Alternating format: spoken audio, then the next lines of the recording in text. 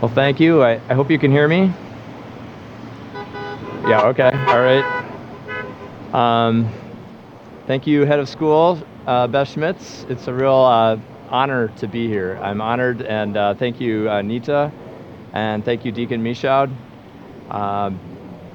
Yeah, I'm very honored to be with you here today, and for having the opportunity to address you on this day of celebration. I'm fortunate to know a couple of the parents here. So Dwayne Nijkamp and Mike Lottie are colleagues of mine at the University of Minnesota. And I look forward to any of you who are coming to University of Minnesota for your further education. Yes, all right. So Trinity School aspires to provide a well-rounded liberal education that prepares students to be of service to God and neighbor. Completing this rigorous curriculum and the dedication to scholarship that it represents is indeed cause for celebration.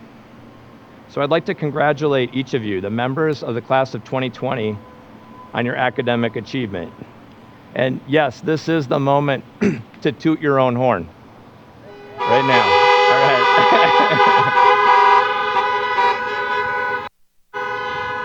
I know, I wasn't sure. Minnesotans are sometimes reluctant to do that, but this would be the time. And I'd also like to congratulate the parents and all the caring adults who supported today's graduates on their journey on discovery and learning. So let's celebrate them as well. Toot your own horn. Yes.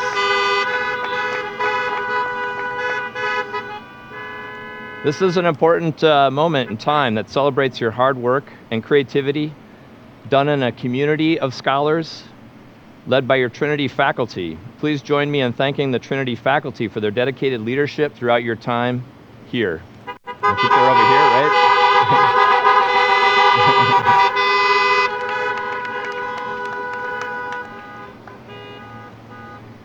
I'd just like to share with you this afternoon, kind of briefly, the journey that I've been on, and I know you've all been on one as well, in just this time of 2020. When it began, I was focused on teaching in the biomedical engineering department and conducting the brain cancer research in my lab. We study glioblastoma, which is a grade 4 tumor, has a dismal prognosis. Typically, patients survive only 1 to 2 years. And if you've lost a loved one to this dread disease, please accept my condolences. It's a horrible disease. My research group takes an approach that is common in engineering but rare in biology and medicine, at least to date. We build physics-based mathematical models of cellular processes informed by experimental observations of live cancer cells using microscopes. And this is the same physics and math that you've been learning here at Trinity, and it can be applied in a lot of different contexts, including brain cancer. Using this modeling-driven approach, we had recently discovered that most glioblastomas can actually be divided into 2 groups. One where cancer cells migrate fast, but immune cells put up resistance and fight against it, and the other where the cancer cells migrate slowly, but the immune system is silent and just watches it go by. And it turns out that the outcomes for these 2 are about the same. But what it does imply to us now is a strategy where we could treat them differently. And at that moment, at the beginning of this year, we felt like we were about to breathe new life into the treatment of glioblastoma. And as we prepared to gather leading researchers in Minneapolis for an April workshop to share research findings with each other and work toward new treatments, we started to track a novel coronavirus that had arisen near Wuhan, China. And as it spread globally and into the US, we realized we would need to cancel this workshop. And in March, the university shut down the research labs and we moved instruction online due to COVID-19. And COVID-19 is a horrific disease. In the end, it literally takes your breath away. And if you've lost someone to this dread disease, please accept my condolences. As someone who lost his dad to pulmonary fibrosis, the idea of not being able to breathe is terrifying. As we read in Mark, with a loud cry, Jesus breathed his last. Fundamentally, with COVID-19, people cannot breathe. And we can literally we can literally breathe in this disease. We can inhale it, and that's why we're all spread out and in these cars. So I felt at that time we needed to do something about COVID-19, as I'm sure all of you did as well. And we again applied our mathematical modeling skills to cellular processes and built a model for SARS-CoV-2, the virus that causes COVID-19, to identify the best opportunities for therapeutic intervention.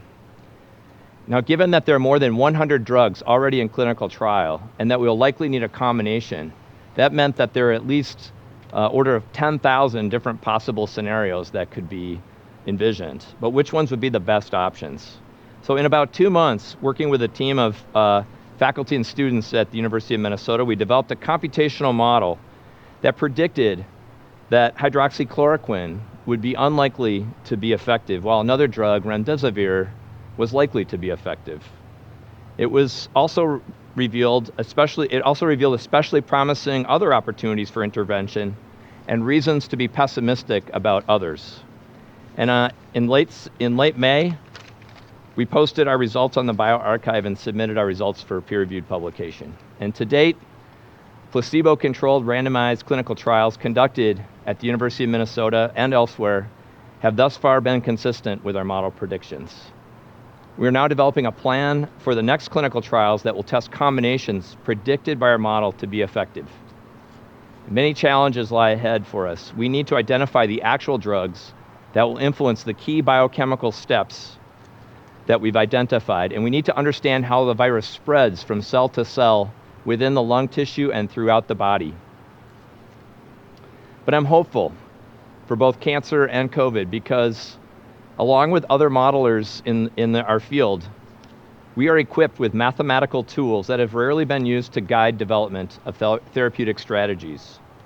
And I'm inspired by the modeling in the 1990s by Alan Perelson and colleagues at Los Alamos.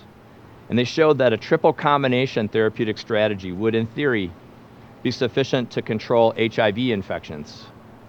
Today, we still lack a vaccine for HIV, but we have antiviral treatments that are safe and effective. So what I've learned through all this last few months is how things can transform quickly, and you've seen that too. God is always transforming, always creating, breathing into existence through us to heal the sick, including ourselves.